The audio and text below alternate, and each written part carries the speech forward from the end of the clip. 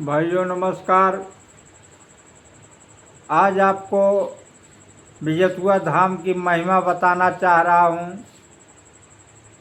आप video last तक देखिएगा। आज आपको पूरा रहस्य बता देना चाहता हूँ। जो भी भक्त लोग दूर दूर से बाहर से आना चाह रहे हैं उनके लिए रोड मैप समझा दूँगा। इसी वीडियो में आपको पूरा रोड का ज्ञान हो जाएगा। बाबा धाम पहुंचने तक के लिए आपको कोई किसी से पूछने की आवश्यकता नहीं पड़ेगी।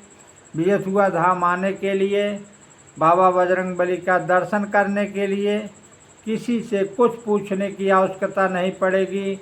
यही पूरा वीडियो आप देखेंगे, इसी में आपको सारा रोड का ज्ञान हो जाएगा। ध्यान रहे, आप वीडियो को लाइक सब्सक्राइब शेयर ज़रूर करें।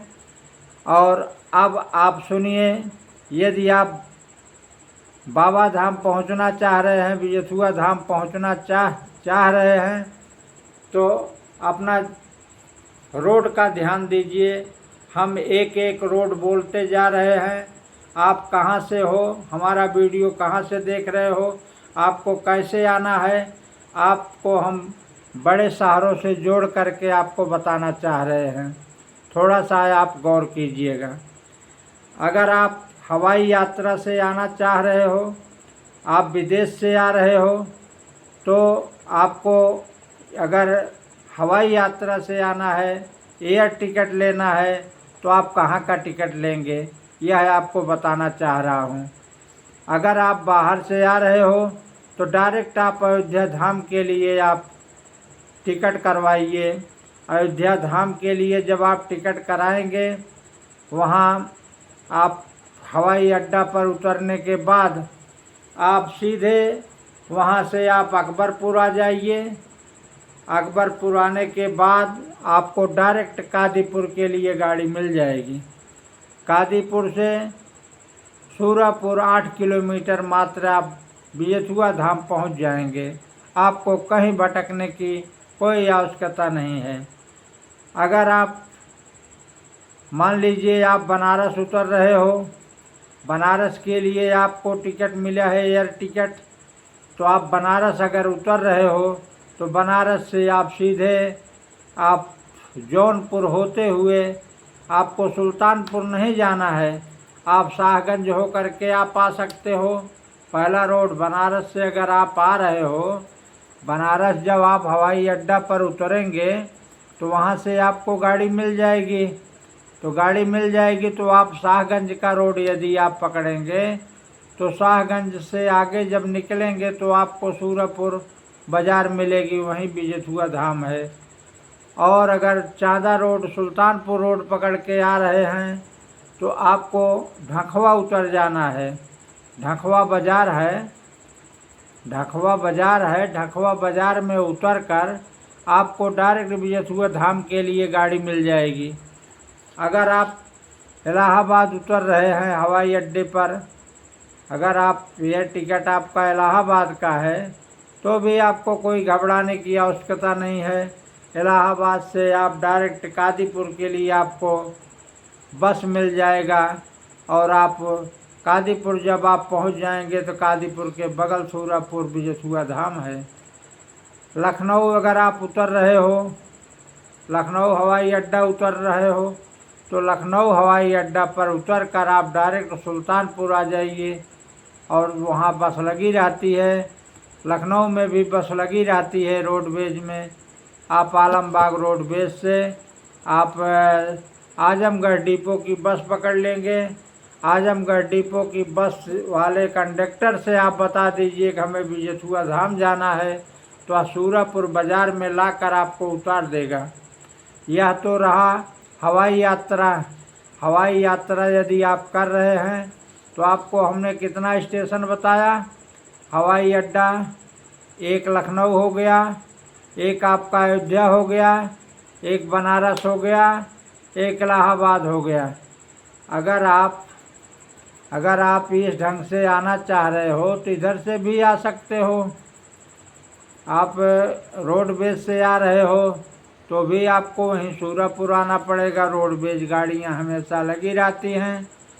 आप रोडवेज से आकर के दर्शन कर सकते हैं। यहाँ रुकने के लिए भी व्यवस्था है।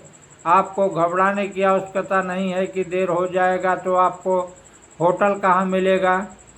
होटल तो नहीं मिलेगा रुकने के लिए वहाँ, लेकिन आपको धर्मशाला मिलेगा, जो होटल से बहुत बढ़िया साफ़ सफाई सारी सुविधा व्यवस्था वहाँ मौके पर उपलब्ध रहती है। तो आप लोग आएँ, दूर दूर से लोग आते हैं। आपकी इच्छा है तो आप भी बाबा बिजथुआ धाम आइए, हनुमान जी का दर्शन करिए। हनुमान जी के यहाँ सभी मनोकामना पूर्ण होती है। यह रोड मैप इसलिए आपको बताया कि ताकि आपको कहीं भटकना ना पड़े, कहीं आप रास्ता ना भूलें। आप बिजथुआ धाम आइए और दर्शन करिए। वहाँ रुकने के लिए तमाम धर्मशाला है। धर्मशाला में आपको पूरी सुविधा मिलेगी।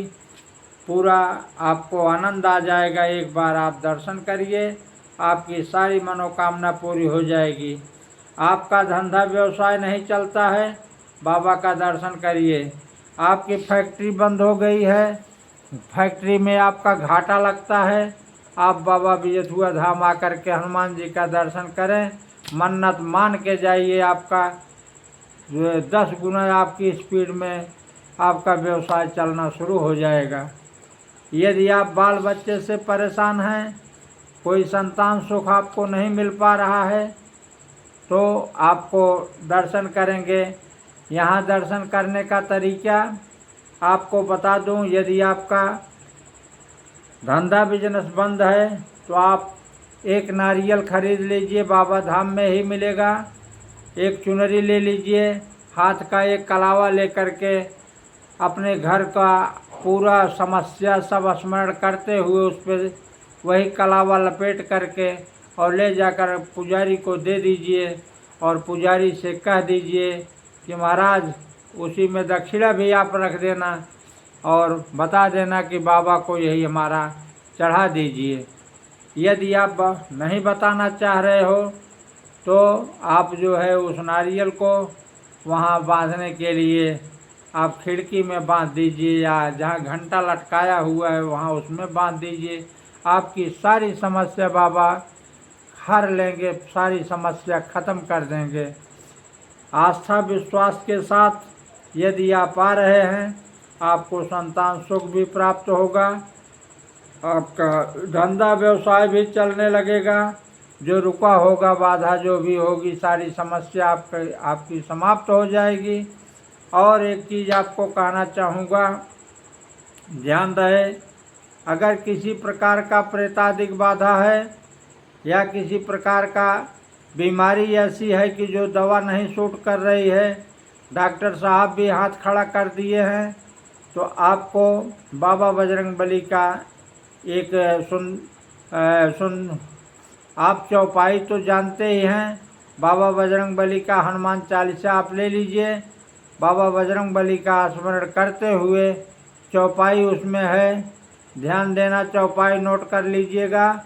अगर आपके घर में प्रेतादिक बाधाएं हैं तो सब समाप्त हो जाएंगी। कहना क्या है, चौपाई कौन सी है आपको बता देता हूँ।